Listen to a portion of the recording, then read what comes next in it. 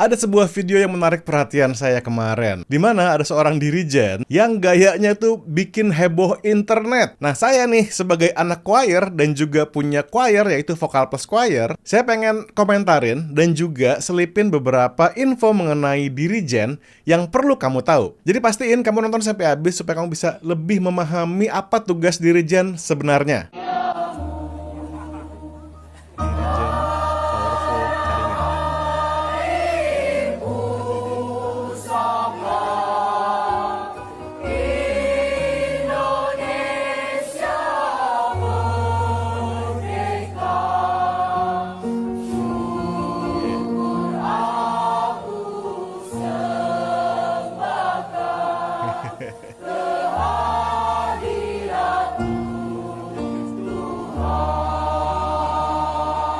Oke.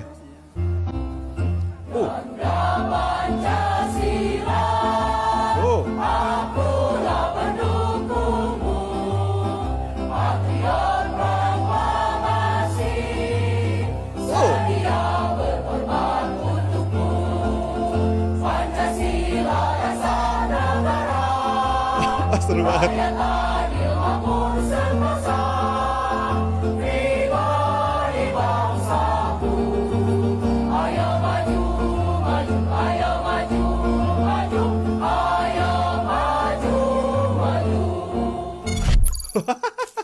Oke ya, ini seru banget ya. Nama ibunya adalah Risa Damayanti. Saya udah nebak sih, ini pasti komen netizen beragam dan pasti akan berdebat. Ada yang bilang bagus, ada yang bilang salah. Wisnu Firmansyah bilang mungkin banyak yang mengira ibunya salah jadi dirigen. Tapi secara teknik justru ibu ini berusaha memainkan dinamika lagu dengan teknik dirigen yang cukup sesuai, namun memang terlalu ekspresif sih. Hehehe katanya. Yang parah tuh yang nyanyi malah nggak ngikutin katanya. Sini ada juga yang bilang kenapa didoakan tampil di istana, perasaan heboh doang nggak bagus, yang tentu di-reply oleh banyak orang ya. Terus ini ada juga yang bilang dirigen yang nggak paham ketukan, tapi oke lah buat hiburan. Dan banyak juga yang mendukung ibunya, bilang keren banget vibes-nya, nggak kebayang bawain lagu, koplo, auto goyang semua, ya bener ya.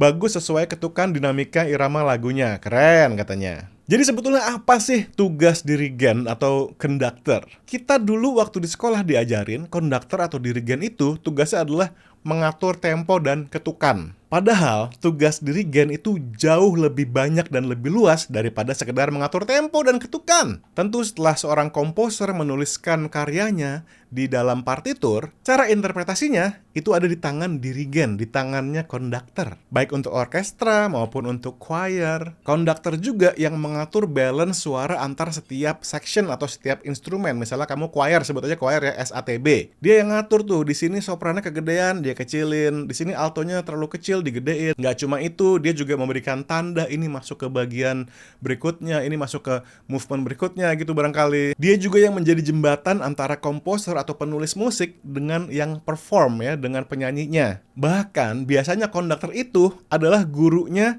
para pemain-pemain ini ya. Jadi kalau misalkan dalam satu paduan suara, yang menjadi dirigen itu adalah yang ngelatih teknik vokal, bahkan sampai segitunya ya, ngelatih cara dinamikanya yang kayak gini, artikulasinya kayak gini, itu yang ngelatih konduktornya biasanya. Jadi bisa dibilang, walaupun para penyanyi ini punya suaranya, punya teknik vokalnya, tapi visi musik itu menjadi seperti apa bunyinya, ada pada tangan dirigen atau konduktor.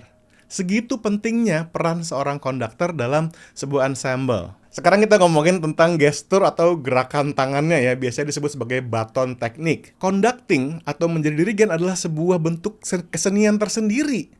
It's an art form. Dan ada banyak flexibility atau kelonggaran dalam teknik, sehingga setiap konduktor tuh bisa punya stylenya masing-masing. Dari yang cuman gerakannya gini doang, sampai yang gini-gini.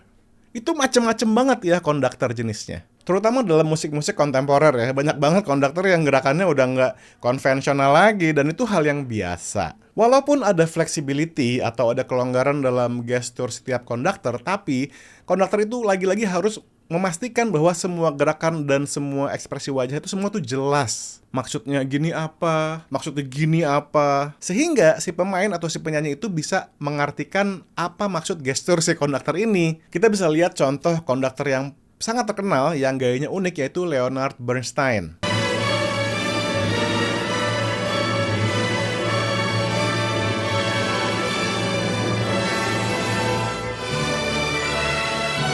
Jadi, passionnya Bernstein itu bener-bener ikut mengondak si musisi juga ya. Jadi nggak cuma gerakan tangan doang, tapi ekspresi wajahnya, passion yang terpancar dari tubuhnya. Oke, ya udah intinya saya cuma mau bilang, ibu ini passionate banget dan keren ya. Walaupun mungkin secara teknik itu bisa dikritik, misalnya ketukannya, gesturnya itu nggak konvensional, tapi nggak apa-apa. Yang penting dia menjalankan peran-peran sebagai seorang dirigen ya, menjadi pemimpin, membawakan interpretasi, membina para penyanyi, menjaga saat mereka latihan dan lain sebagainya ya. Jadi sekali lagi tugas konduktor atau dirigen bukan cuma ngatur tempo dan ketukan. Oke, yaudah sekian dulu reaction saya kali ini. Thank you so much for watching. Sampai ketemu di video selanjutnya dan selalu bebaskan suaramu. Bye.